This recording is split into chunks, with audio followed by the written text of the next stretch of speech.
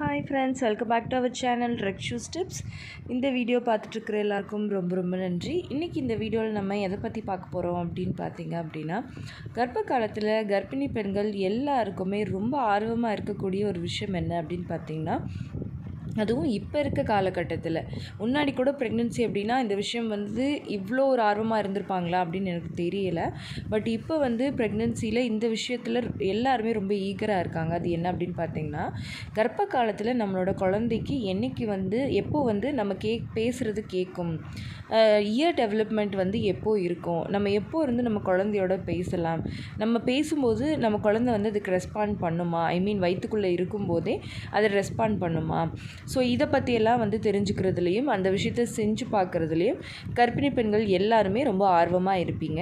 So இந்த வீடியோவில் இன்றைக்கி நம்ம பார்க்க போகிற விஷயம் எதை பற்றி அப்படின்னு பார்த்தீங்க அப்படின்னா, ப்ரெக்னெண்ட்டாக இருக்கும்போது எப்போ குழந்தையோட காதுகள் கேட்க ஆரம்பிக்கும், எப்போ நம்ம குழந்தையோட நம்ம பேச முடியும், எப்போ நம்ம குழந்தை நம்மளோட வார்த்தைகளுக்கு ரெஸ்பாண்ட் பண்ணும் அப்படிங்கிறத பற்றி தான்.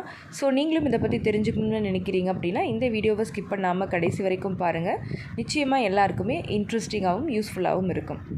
இப்போ பார்த்திங்கன்னா, இப்போல்லாம் ப்ரெக்னென்சி அப்படின்னாலே டாக்டர்ஸ் எல்லாருமே சொல்கிறது, கன்ஃபார்ம் பண்ண ஆரம்பத்துலேருந்தே 2 மாதத்துலேருந்தே நீங்கள் உங்கள் குழந்தையோட பேசலாம்.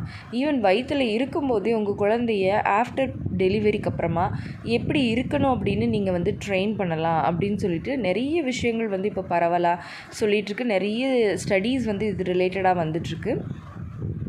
ஸோ அப்படி பார்க்கும்போது நம்ம குழந்தைக்கு காதுகள் எப்போ டெவலப் ஆக ஆரம்பிக்கும் அப்படின்னா, 9 வீக்ஸில் காதுகள் ஒரு குட்டி அரும்பு மாதிரி பட்ஸ் மாதிரி வர்றதை நம்ம பார்க்க முடியும் ஸ்கேன் ரிப்போர்ட்லேயே. அப்போ தான் லைட்டாக வர ஆரம்பிக்கும். ஸோ அந்த மாதிரி டெவலப்மெண்ட் 9 வீக்ஸில் ஸ்டார்ட் ஆகும்.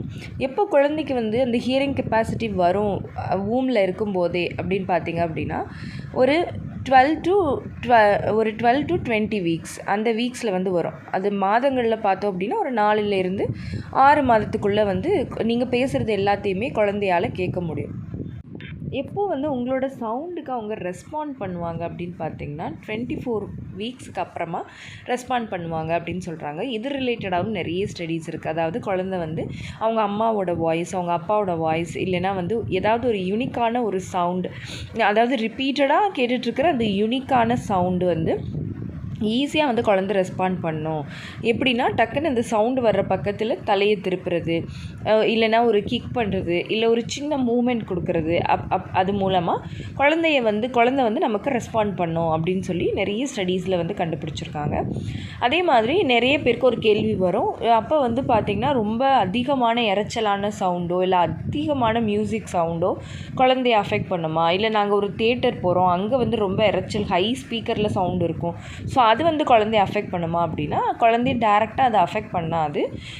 ஏன்னா கேட்டிங்க அப்படின்னா, அவ்வளோ சவுண்டு இருந்தாலுமே குழந்தையால் அது எப்படி கேட்க முடியும் அப்படின்னு பார்த்தீங்கன்னா, இப்போ எப்படி நம்ம திடீர்னு ஒரு ஃபோனில் பேசும்போதோ ஒரு வாய்ஸ் நமக்கு எங்கேயோ கேட்குற மாதிரி ஒரு ஃபீல் பண்ணுவோம். அதே மாதிரி கிணத்துக்குள்ளே இருந்து பேசினா எப்படி ஒரு சவுண்டு வருமோ அந்த மாதிரி ஒரு சவுண்டை தான் குழந்தையால் ஃபீல் பண்ண முடியும் வயிற்றுக்குள்ளே.